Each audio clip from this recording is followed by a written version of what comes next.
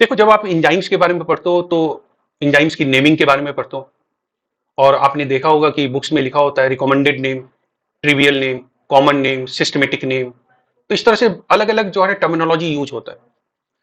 अगर मैं recommended name mention कर रहा हूँ, ट्रिवियल नेम मेंशन कर रहा हूँ, कॉमन नेम मेंशन कर रहा हूँ, तो इन सबों का मीनिंग सेम है।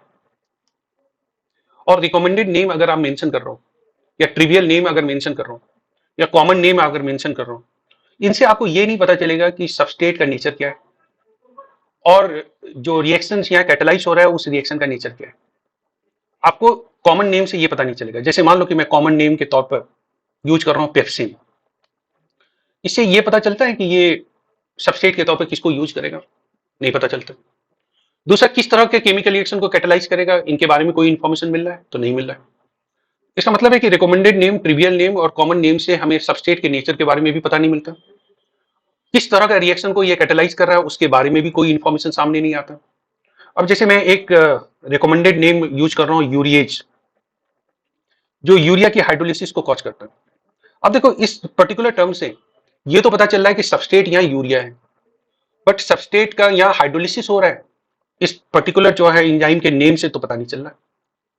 तो रिकमेंडेड नेम या ट्रिवियल नेम या कॉमन नेम का यही लिमिटेशन है। ना तो सबस्ट्रेट के बारे में इंफॉर्मेशन क्लियर हो पाता है, not type of the reaction जो कैटेलाइज्ड होगा उसके बारे में कोई इंफॉर्मेशन मिल रहा है।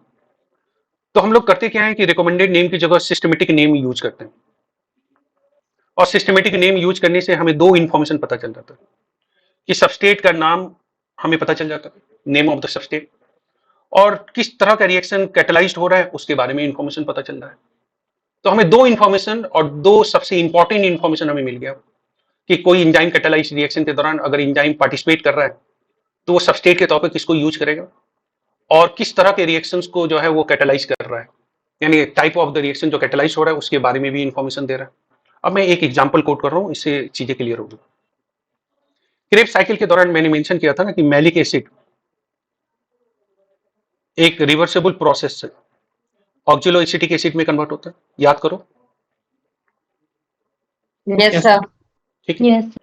इस पर्टिकुलर प्रोसेस के दौरान मैंने कहा था कि ऑक्सीडेशन भी होता है, और उस ऑक्सीडेशन के प्रोसेस के दौरान NAD प्लस इलेक्ट्रॉन एक्सेप्टर के तौर पे काम करता है, और NADH का फॉर्मेशन आप शो करते हो ना।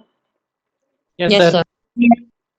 चलो, मैं दोनों नाम यूज कर रहा हूं, ट्रिवियल नेम यानी कॉमन नेम भी यूज करूंगा जिसको आप रिकमेंडेड नेम के तौर पे भी मेंशन करता हूं, और मैं सिस्टमेटिक नेम भी यूज करूंगा। तो सबसे पहले आप देखो कि अगर मैं कॉमन नेम यूज कर रहा हूं तो आपको मालूम होगा कि मैं कॉमन नेम यूज किया था मैलेट डिहाइड्रोजनेज क्रेब्स साइकिल के प्रोसेस के दौरान। तो मैलेट डिहाइड्रोजनेज जो है वो कॉमन नेम है जिसको रिकमेंडेड नेम के तौर पर शो करता है। बट अगर मैं सिस्टमेटिक नेम अगर यूज करूं तो सिस्टमेटिक नेम कैसा होगा। अब देखो सिस्टमेटिक नेम में क्या मेंशन करूं, L malate NAD plus oxidoreductase. हमें यह पता चल गया कि इस पर्टिकुलर जो है रिएक्शन के दौरान मैलेट सबस्ट्रेट के तौर पे यूज हो रहा है, NAD प्लस सबस्ट्रेट के तौर पे यूज हो रहा है, और ये ऑक्सीडेशन रिडक्शन वाले रिएक्शन है क्योंकि आप ऑक्सीडो रिडक्टेज के तौर पर यहां मेंशन कर रहे हो। तो आपको समझ में आ गया कि सिस्टमेटिक नेम और रिकमेंडेड नेम में क्या फर्क है। रिकमेंडेड नेम से क्या आपको यह पता चलता है कि सबस्ट्रेट का नेचर क्या है। कुछ केसेस में पता भी चल सकता है, बट मेजोरिटी ऑफ केसेस में आपको सबस्ट्रेट के बारे में पता नहीं चलेगा। जैसे ट्रिप्सिन, ट्रिप्सिन के बारे में अगर आप मेंशन करो तो आपको पता चल रहा है कि वो प्रोटीन को सबस्ट्रेट के तौर पे यूज कर रहा है। दूसरा कि टाइप ऑफ रिएक्शन जो कैटेलाइज्ड होगा उसके बारे में भी इंफॉर्मेशन नहीं मिलेगा। तो that is the difference between the recommended name और सिस्टमेटिक नेम। ये बात क्लियर है? Yes sir. देखो, जब आप इंजाइम्स के बारे में पढ़ते हो तो इंजाइम्स के आप जो है क्लासिफिकेशन के बारे में पढ़ते हो, और आपने पढ़ा होगा कि इंजाइम्स के जो है ना टोटल 7 डिफरेंट क्लासेज हैं। 2018 से पहले जो है 6 क्लासेज मेंशन होते थे, 2018 के बाद जो है 7 क्लासेज आप मेंशन करते हो। तो टोटल 7 डिफरेंट इंजाइम क्लासेज हैं, और उन टोटल डिफरेंट इंजाइम क्लासेस को अगर मैं मेंशन करूं तो जो फर्स्ट क्लास है उसको आप डिस्क्राइब करते हो ऑक्सीडो रिडक्टेज के तौर पर, जिसको मैं EC का मतलब होता है इंजाइम कमीशन। और इंजाइम कमीशन ने जो फर्स्ट क्लास को जो है मेंशन किया, जिसको आप इंजाइम क्लास 1 के तौर पर जो है शो करते हो, वो है ऑक्सीडो रिडक्टेजेज, जो ऑक्सीडेशन रिडक्शन वाले रिएक्शन को कैटेलाइज कर रहा है। अब याद करो, जब मैं ऑक्सीडेशन रिडक्शन वाले रिएक्शन के बारे में बात कर रहा था तो हाइड्रोजिनेज के बारे में मैंने इंफॉर्मेशन दिया था। पेरोक्सीडेज के बारे में इंफॉर्मेशन दिया था, ऑक्सीडेज के बारे में बताया था, ऑक्सीजिनेज के बारे में बताया था, ये बता चुका Yes. हूँ ग्लाइकोलाइसिस के प्रोसेस के दौरान। Yes, sir. Yes, तो sir. अगर मान लो कि कोई एंजाइम ऑक्सीडेशन रिएक्शन वाले रिएक्शन को कैटेलाइज कर रहा है, तो आप उसे एंजाइम क्लास 1 के अंदर जो है ना उसको प्लेस करते हो, जिसको ऑक्सीडो रिडक्टेजेस के तौर पे भी जो है ना आप डिस्क्राइब करते हो, और ये सबसे बड़ा क्लास है। मोस्ट ऑफ द एंजाइम जो है इसी पर्टिकुलर कैटेगरीज को बिलोंग कर रहा है। अब क्वेश्चन है कि एंजाइम क्लास अगर मैं सेकंड कंसीडर करता हूं, तो एंजाइम क्लास सेकंड को आप ट्रांसफरेजेस के तौर पे डिस्क्राइब करते हो। ट्रांसफरेजेस का मतलब हुआ कि वो एक पर्टिकुलर ग्रुप को या एटम को एक मॉलिक्यूल से जो है ना दूसरे मॉलिक्यूल पे ट्रांसफर कर रहा है। जैसे मैं एक सिंपल एग्जांपल कोट कर रहा हूं, हेक्सोकाइनेज के बारे में आपने पढ़ रखा है कि हेक्सोकाइनेज करता क्या है। वो ग्लूकोज को सबस्ट्रेट के तौर पे यूज करता है, एटीपी को सबस्ट्रेट के तौर पे यूज करता है, ग्लूकोज यानी एटीपी को सबस्ट्रेट के तौर पे यूज करता है, और एटीपी का फॉस्फेट ग्लूकोज पे ट्रांसफर कर रहा है। इसका मतलब है कि फॉस्फेट ग्रुप का ट्रांसफर जो है वो एटीपी से ग्लूकोज में कर रहा है। और इस पर्टिकुलर जो है रिएक्शन को कैटेलाइज करने वाले एंजाइम के लिए आप टर्म यूज कर रहे हो हेक्सोकाइनेज, तो हेक्सोकाइनेज को मैं एंजाइम क्लास 2 के अंदर रखूंगा, इन्हें ट्रांसफरेजेज की कैटेगरीज में रखूंगा, इन्हें ट्रांसफर ऑफ एन एटम और group between the two molecules. एक तीसरा क्लास में मेंशन कर रहा हूं जिसका नाम है हाइड्रोलेजेज, जो हाइड्रोलिसिस वाले रिएक्शन को जो है ना परफॉर्म करता है। अब जैसे मान लो क्या है, मैं अगर लाइसोजाइम की बात करूं, तो लाइसोजाइम हाइड्रोलिटिक एंजाइम है, आप इसको मेंशन करते हो हाइड्रोलिटिक एंजाइम। और हाइड्रोलिटिक एंजाइम क्या करता है कि जो कोवलेंट बॉन्ड है उसको ब्रेक करता है। बट कोवलेंट बॉन्ड को ब्रेक कैसे करता है, तो वो कोवलेंट बॉन्ड को ब्रेक करता है बाय एडिशन ऑफ वाटर। तो अगर कोई एंजाइम एडिशन ऑफ वाटर के द्वारा किसी कोवलेंट बॉन्ड को ब्रेक कर रहा है, तो हम कहेंगे कि वो हाइड्रोलिसिस वाले रिएक्शन को परफॉर्म कर रहा है। और हाइड्रोलिसिस रिएक्शन को परफॉर्म करने वाले उन सारे एंजाइम्स को जिस पर्टिकुलर जो है ना क्लास के अंदर रखते हैं उसको कहते हैं हाइड्रोलेजेज, जिसको आप एंजाइम क्लास 3 के तौर पे भी डिस्क्राइब करते हो और हाइड्रोलेजेज के तौर पे भी डिस्क्राइब करते हो। अब देखो जितने भी डाइजेस्टिव एंजाइम है वो सारे हाइड्रोलेजेज कैटेगरीज को बिलोंग करते हैं, क्योंकि आप सारे डाइजेस्टिव एंजाइम के बारे में यही तो पढ़ते हो कि वाटर के एडिशन के द्वारा वो कोवलेंट बॉन्ड को ब्रेक करता है, यानी हाइड्रोलिसिस वाले रिएक्शन को कैटेलाइज करता है। जितने भी लाइसोसोमल एंजाइम है वो सारे हाइड्रोलिसिस रिएक्शन को कैटेलाइज करता है। वो वाटर के एडिशन के द्वारा बॉन्ड को ब्रेक कर रहा है। कौन सा बॉन्ड, तो कोवलेंट बॉन्ड। तो आप उसको कौन सी कैटेगरीज में रखोगे, हाइड्रोलेजेज। अब जैसे मैं यहाँ एग्जांपल दिया लाइसोजाइम, अगर मान लो आपसे पूछ देता कि पेप्सिन को कौन सी कैटेगरीज में रखोगे, तो पेप्सिन को भी इसी कैटेगरीज में रखते हैं। ट्रिप्सिन को कौन सी कैटेगरीज में रखेंगे, हम इसी कैटेगरीज के अंदर रखेंगे, क्योंकि वो भी हाइड्रोलिसिस रिएक्शन को ही परफॉर्म कर रहा है। यहां तक क्लियर है? Yes, sir. देखो मैं यहाँ एंजाइम क्लास 4 में लाइजेजेस को शो कर रहा हूं। अब लाइजेजेस किस तरह के रिएक्शन को कैटेलाइज कर रहा है, देखो एलिमिनेशन रिएक्शन को कैटेलाइज कर रहा है, जिस एलिमिनेशन रिएक्शन में हाइड्रोलिसिस और ऑक्सीडेशन का प्रोसेस परफॉर्म नहीं हो रहा, क्योंकि अगर ऑक्सीडेशन होगा तब तो फिर आप उसे ऑक्सीडो रिडक्टेज की कैटेगरीज में रखोगे। अगर वो हाइड्रोलिसिस के प्रोसेस को परफॉर्म करेगा तब तो आप उसको हाइड्रोलिसिस की कैटेगरीज में रखोगे।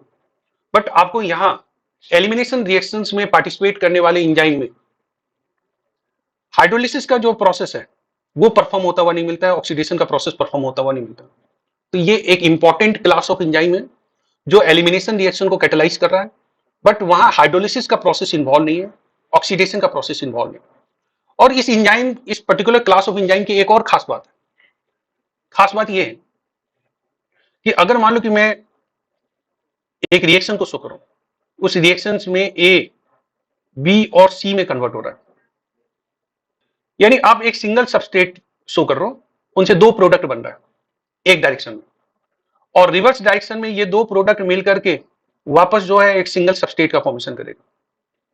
यानी one substrate is required for the reaction in one direction and two substrates are required for the reaction in the reverse direction. इस डायरेक्शन में रिएक्शन को कैटेलाइज करने के लिए आप एक सिंगल सबस्ट्रेट शो कर रहे हो, बट रिवर्स डायरेक्शन में रिएक्शन को कैटेलाइज करने के लिए आपको जो है टू सबस्ट्रेट शो करना पड़ेगा। ये खास बात है। इस पर्टिकुलर क्लास ऑफ एंजाइम के लिए एक पर्टिकुलर क्राइटेरिया हम लोग ये फॉलो करते हैं कि अगर वो रिएक्शन को कैटेलाइज कर रहा है और रिवर्सिबल रिएक्शन को कैटेलाइज कर रहा है, तो अगर एक पर्टिकुलर डायरेक्शन में वो एक सिंगल सबस्ट्रेट की रिक्वायरमेंट शो कर रहा है, तो रिवर्स डायरेक्शन में रिएक्शन को कैटेलाइज करने के लिए उन्हें दो सबस्ट्रेट चाहिए। यानी अगर वो ए को बी और सी में कन्वर्ट कर रहा है, तो रिवर्स डायरेक्शंस में अब वो बी और सी को जो है कंबाइन करके ए में कन्वर्ट करेगा। और लाइजेजेस जो क्लास है उनके एंजाइम्स जो है कार्बन कार्बन बॉन्ड को ब्रेक करता है, कार्बन ऑक्सीजन बॉन्ड को ब्रेक करता है, कार्बन नाइट्रोजन बॉन्ड को ब्रेक करता है, कार्बन सल्फर बॉन्ड को ब्रेक करता है। तो आपने देखा होगा कि कार्बन ऑक्सीजन के बीच जो कोवलेंट बॉन्ड है उनको ब्रेक करने के लिए जो एंजाइम रिस्पॉन्सिबल होता है वो लाइजेजेस कैटेगरीज को बिलोंग करता है। कार्बन नाइट्रोजन के बीच का जो बॉन्ड है उसको ब्रेक करने के लिए जो एंजाइम पार्टिसिपेट करता है वो लाइजेजेस कैटेगरीज को जो है बिलोंग कर रहा है।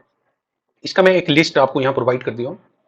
तो 3 इंपॉर्टेंट क्राइटेरिया है जिसको आपको यहाँ ध्यान में रखना है कि एलिमिनेशन रिएक्शन को कैटेलाइज करेगा बट हाइड्रोलिसिस और ऑक्सीडेशन का प्रोसेस इन्वॉल्व नहीं होगा। Only one substrate is required for reaction in one direction, but 2 substrates are required for the reaction in the reverse direction. और ये किस तरह के जो है ना बॉन्ड को ब्रेक कर सकता है? तो carbon carbon, carbon oxygen, carbon nitrogen, carbon sulphur और भी बॉन्ड्स हैं। जस्ट मैं एक एग्जांपल के तौर पे कुछ बॉन्ड को मेंशन कर दूं ताकि आपको चीजें समझ में आ जाए। इसके अलावा 3 और जो है क्लास ऑफ एंजाइम्स है जिसको मेंशन करना है। एक आइसोमेरेज जो आइसोमेराइजेशन रिएक्शन को परफॉर्म करता है। याद करो जब मैं ग्लाइकोलाइसिस के प्रोसेस को मेंशन किया था तो वहां म्यूटेज मेंशन किया था और म्यूटेज के बारे में मैंने मेंशन किया था कि वो आइसोमेराइजेशन रिएक्शन को जो है परफॉर्म करता है। अगर ग्लूकोज 6 फॉस्फेट को कोई एंजाइम फ्रक्टोज 6 फॉस्फेट में कन्वर्ट कर रहा है तो इसका मतलब है कि वो आइसोमेरिक फॉर्म डेवलप कर रहा है, यानी आइसोमेराइजेशन वाली रिएक्शन को कैटेलाइज कर रहा है। और इस पर्टिकुलर एंजाइम्स को आप किस पर्टिकुलर क्लास के अंदर रखोगे? तो आइसोमेरेज के अंदर जो ना प्लेस करोगे। तो जो एंजाइम क्लास 5 है वो आइसोमेरेज को जो ना डिनोट कर रहा है, जो आइसोमेराइजेशन रिएक्शन को जो ना कैटेलाइज कर रहा है। इसके अलावा एक और एंजाइम क्लास आप मेंशन करते हो जिसका नाम होता है लाइगेजेज। लाइगेजेज क्या है कि ये कंडेंसेशन रिएक्शन को कैटेलाइज करता है, लेकिन इस कंडेंसेशन रिएक्शन के दौरान एटीपी या जीटीपी एनर्जी प्रोवाइडर के तौर पर रोल प्ले करता है। इसका मतलब है कि अगर एटीपी जीटीपी अगर एनर्जी प्रोवाइडर के तौर पर रोल नहीं प्ले किया तो फिर आप उस एंजाइम को लाइगेजेज की कैटेगरीज में नहीं रखते हो। अगर मैं किसी एंजाइम को लाइगेज की कैटेगरीज में रख रहा हूं, इस पर्टिकुलर क्लास के अंदर प्लेस कर रहा हूं, इसका मतलब है वो कंडेंसेशन रिएक्शन को या सिंथेटिक रिएक्शन को कैटेलाइज कर रहा है, बट उस रिएक्शन के दौरान एटीपी या जीटीपी जो है ना पार्टिसिपेट कर रहा है। नॉर्मली 2018 से पहले हम लोग एंजाइम के 6 क्लास को मेंशन करते थे, बट 2018 के बाद एक न्यू क्लास को जो है इंट्रोड्यूस किया गया और उस न्यू क्लास को आप डिस्क्राइब करते हो EC7 एंजाइम क्लास 7 या उसको आप डिस्क्राइब करते हो ट्रांसलोकेजेज के तौर पर। और ये ट्रांसलोकेजेज जो है मेम्ब्रेन बाउंड जो है एंजाइम है और ये मेम्ब्रेन बाउंड एंजाइम आयन या मॉलिक्यूल्स के ट्रांसपोर्टेशन में रोल प्ले करता है। जैसे अगर मान लो कि ये प्लाज्मा मेम्ब्रेन है, इस प्लाज्मा मेम्ब्रेन में मैं एक पर्टिकुलर कैरियर प्रोटीन को शो कर रहा हूं और ये कैरियर प्रोटीन जो है कैटालिटिक एक्टिविटी शो कर रहा है। इसका मैं नाम लिख रहा हूं H+ ATPase। तो अगर ये H+ ATPase है तो H+ का ट्रांसपोर्टेशन कर रहा है और उस ट्रांसपोर्टेशन के दौरान वो एटीपी को हाइड्रोलाइज कर रहा है।